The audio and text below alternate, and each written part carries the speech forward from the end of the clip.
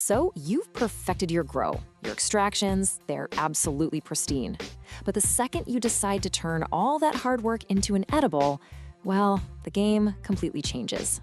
We're going to break down that massive shift from a cannabis lab to a full-on commercial kitchen and cover what you absolutely need to know to stay in business.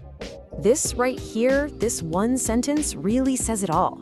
It's not just a little tweak to your process. You've got to flip your entire mindset. The skills that made you an expert in cannabis are now just one piece of a much, much bigger puzzle. You're stepping into a whole new regulatory world. And that leads us to the single most important question you have to ask yourself. Are you a cannabis business that just happens to make some food? Or are you operating a food factory where cannabis is just one of the ingredients?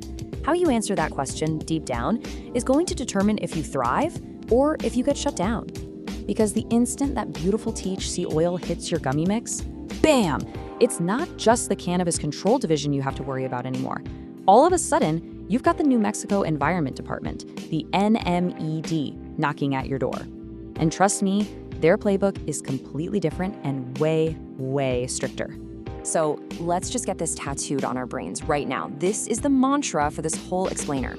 I want you to really let this sink in. You are not running a head shop. You are running a commercial kitchen. Okay, now let's dig into what that actually means day to day. All right, first things first, we have to lay the foundation. It all starts with creating what I call the sanitary zone. Think of it as a fortress. This is your absolute first line of defense against every kind of contamination you can imagine. Okay, look at this. It's like night and day, right? Over on the left, you've got your flower prep area, think plant dust, bits of trim everywhere, general tools. The danger there is stuff you can see. But on the right, in the food safe zone, the enemies are invisible. We're talking about microbes, bacteria, and allergens. And these two worlds can never, ever, ever touch. So, how do you actually build this fortress? Well, this isn't a list of suggestions. These are the non-negotiables. We're talking about real physical walls or totally separate rooms. Big, bold signs that nobody can miss.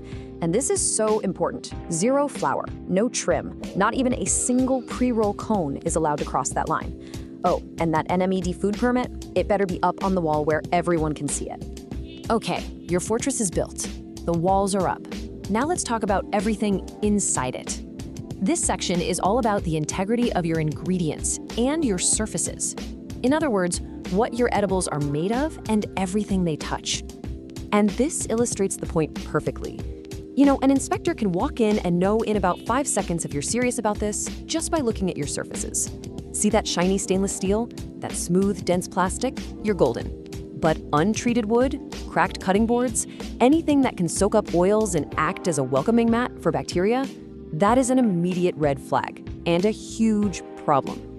And these are the fundamental rules of contact. It's simple, really. Ingredients have to be food grade, sealed up, and kept off the floor. Surfaces need to be sanitized constantly. And here's the part that trips so many people up. You have to write it all down. You've got to log it every single time. That log is your proof, and it's one of the first things an auditor is going to ask to see. Now we're moving into what is, without a doubt, the single highest risk part of your entire operation: allergens. Getting this wrong isn't just about a fine or a failed inspection. It can cause real, serious, even life-threatening harm to your customers. Here are the big ones. Yeah, we all know about dairy, peanuts, and gluten. But look closer. Soy lecithin? That's used as an emulsifier in tons of edibles. And coconut oil, a super popular choice for infusions, both are major allergens that are so easy to overlook. You have to be a detective about every single ingredient you bring in. And this is your battle plan. This 4-step process has to become muscle memory for your team. Just touched peanut butter? New gloves immediately. You need a completely separate, dedicated set of tools for your allergen-free recipes. You do a full-on, deep clean of every surface, and then you label it clearly and boldly. It's a rigid system with zero room for error. All right, you did it. You made a safe, delicious product. Awesome. But you're not done yet. Now you have to keep it safe and tell your customer exactly what they're about to eat. That brings us to our last section: cold storage and labeling. This is all about protecting that product right up until it's sold. Burn this number into your memory: 34 to 40 degrees Fahrenheit. this is not a friendly suggestion. For products like gummies and chocolates, this is the law. A few degrees too warm and you're inviting mold to the party. A little too cold and you can destroy the texture. This range is your safe zone. And how do you prove you're staying in that perfect temperature zone? With this little piece of paper right here, a daily temperature log. It looks so simple, but this document is your shield. An inspector will look at this and see if you're checking your fridges at least twice a day. If you've got missing entries, that's an instant and very painful red flag. Now let's talk about your labels, because they are so much more than just pretty packaging. I want you to start thinking of your label as a signed, sworn legal document. Every single thing you print on there is a statement of fact that you are legally responsible for. And this right here is your final exam. Does your label have every single one of these check marks? The batch number, the exact THC content both per serving and for the whole package, the full ingredient list, and of course, that super clear allergen statement? If you miss even one of these, your entire batch is at risk of being recalled. So, after all this, what are the mistakes that actually get businesses shut down? We'll take a look. Does this list seem familiar? It's everything we just covered. Bad labels, allergen screw-ups, messy temp logs. These aren't just small oopsies.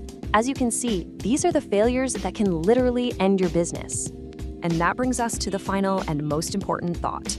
It is so easy to print a fancy label that claims your product is safe, that it's high quality, that it's compliant. But the real question is, does your process, every single step you take in your kitchen, every single day, actually prove it? Because in this industry, proof is the only thing that counts.